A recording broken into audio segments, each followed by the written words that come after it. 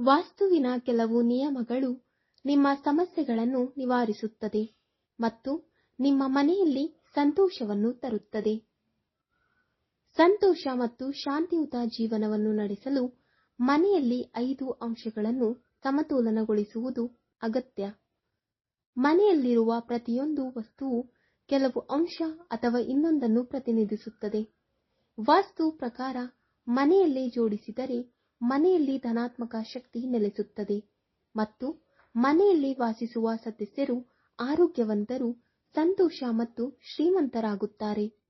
ವಾಸ್ತು ಸಿದ್ಧಾಂತದ ಪ್ರಕಾರ ನಿಮ್ಮ ಮನೆಯಲ್ಲಿ ಒಳಾಂಗಣ ಅಲಂಕಾರವು ವಾಸ್ತು ದೋಷಗಳನ್ನು ತೆಗೆದುಹಾಕಲು ಅಥವಾ ಕಡಿಮೆ ಮಾಡಲು ಸಹಾಯ ಮಾಡುತ್ತದೆ. ಮನೆಯಲ್ಲಿ ಸಂತೋಷ, ಶಾಂತಿ ಮತ್ತು ಸಾಮರಸ್ಯದ ವಾತಾವರಣಕ್ಕಾಗಿ ಕೆಲವು ವಾಸ್ತು ನಿಯಮಗಳನ್ನು ಅಳವಡಿಸಿಕೊಳ್ಳಬಹುದು. 1.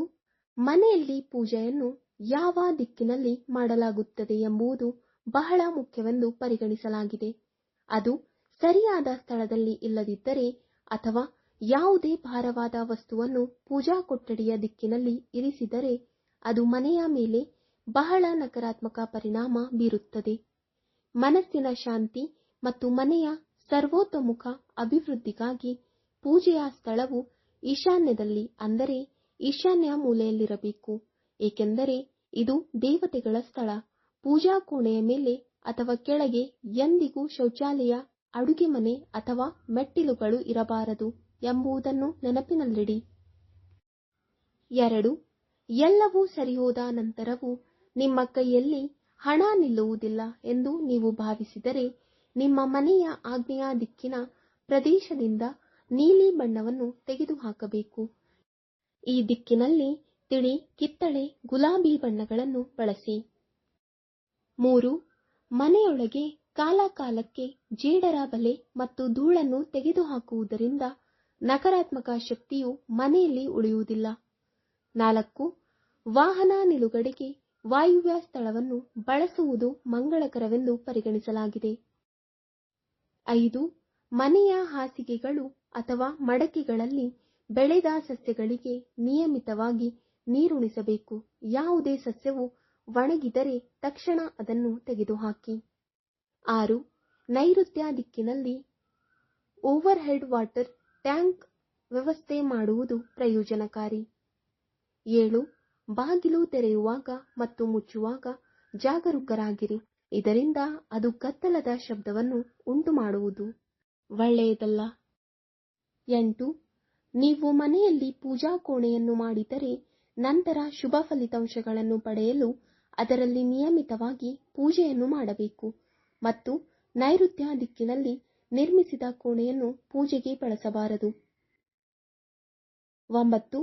ಅಡುಗೆ ಮನೆಯ ವೇದಿಕೆಯ ಆಗ್ನೇಯ ಮೂಲೆಯಲ್ಲಿ ಗ್ಯಾಸ್ ಸ್ಟವ್ ಅನ್ನು ಇಟ್ಟುಕೊಳ್ಳುವುದು ವಾಸ್ತು ಬುದ್ಧಿವಂತ ಎಂದು ಪರಿಗಣಿಸಲಾಗುತ್ತದೆ. 2 ಬದಿಗಳಲ್ಲಿ ಕೆಲವು ಇಂಚುಗಳಷ್ಟು ಜಾಗವನ್ನು ಬಿಡಲಾಗುತ್ತದೆ. 10. ಮಲಗುವ ಕೋಣೆಯಲ್ಲಿ ಡ್ರೆಸ್ಸಿಂಗ್ ಟೇಬಲ್ ಅನ್ನು ಯಾವಾಗಲೂ ಉತ್ತರ ಅಥವಾ ಪೂರ್ವ ದಿಕ್ಕಿನಲ್ಲಿ ಇಡಬೇಕು ಮತ್ತು ಮಲಗುವಾಗ ಕನ್ನಡಿಯನ್ನು ಮುಚ್ಚಬೇಕು. 11. ಯಾವುದೇ ಸಂದರ್ಭದಲ್ಲಿ ಯಾವುದೇ ವ್ಯಕ್ತಿಯು ತನ್ನ ಪಾದಗಳನ್ನು ದಕ್ಷಿಣಕ್ಕೆ ಇರಿಸಿ ಮಲಗಬಾರದು. ಹಾಗೆ ಮಾಡುವುದರಿಂದ ಚಡಪಡಿಕೆ, ಆತಂಕ ಮತ್ತು ನಿದ್ರೆಯ ನಷ್ಟ ಉಂಟಾಗುತ್ತದೆ. 12.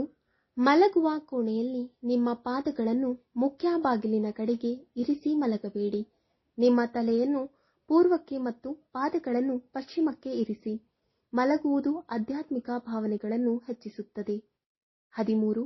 ಮನೆ ಅಥವಾ ಕೋಣೆಗಳಲ್ಲಿ ಅಲಂಕಾರಿಕವಾಗಿ ಬಳಸುವ ಪಾಪಸುಕಳಿ ಗಿಡಗಳು ಅಥವಾ ಮುಳ್ಳಿನ ಪೊದೆಗಳು ಅಥವಾ ಕುಂಡಗಳಲ್ಲಿ ಮುಳ್ಳಿನ ಹೂಗುಚ್ಛಗಳನ್ನು ಸಂಪೂರ್ಣವಾಗಿ ತಪ್ಪಿಸಬೇಕು. 14. ಕಟ್ಟಡದ ಉತ್ತರ, ಈಶಾನ್ಯ, ಪೂರ್ವ ಮತ್ತು ವಾಯುವ್ಯ ದಿಕ್ಕಿನಲ್ಲಿ ಬೆಳಕಿನ ವಸ್ತುಗಳನ್ನು ಇಡುವುದು ಮಂಗಳಕರವಾಗಿದೆ. 15. ಬೆಂಕಿಗೆ ಸಂಬಂಧಿಸಿದ ಉಪಕರಣಗಳನ್ನು ಮನೆಯಲ್ಲಿ ಸಾಧ್ಯವಾದಷ್ಟು ಆಗ್ನೇಯ ದಿಕ್ಕಿನಲ್ಲಿ ಇಡಬೇಕು. ಮನೆಯಲ್ಲಿ ಅಳವಡಿಸಿರುವ ವಿದ್ಯುತ್ ಉಪಕರಣಗಳನ್ನು ಸರಿಯಾಗಿ ನಿರ್ವಹಿಸಬೇಕು ಮತ್ತು ಅವುಗಳಿಂದ ಯಾವುದೇ ರೀತಿಯ ಶಬ್ದ ಅಥವಾ ಹೊರಸೂಸಬಾರದು. 16. ಸೌಹಾರ್ದ ಸಂಬಂಧಗಳಿಗಾಗಿ ಅತಿಥಿ ಕೊಠಡಿ ಅಥವಾ ಕೋಣೆಯನ್ನು ಉತ್ತರ ಅಥವಾ ಪಶ್ಚಿಮಕ್ಕೆ ಮಾಡಬೇಕು.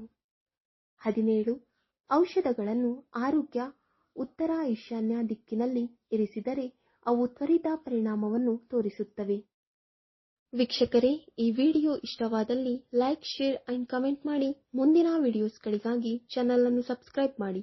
ಧನ್ಯವಾದಗಳು.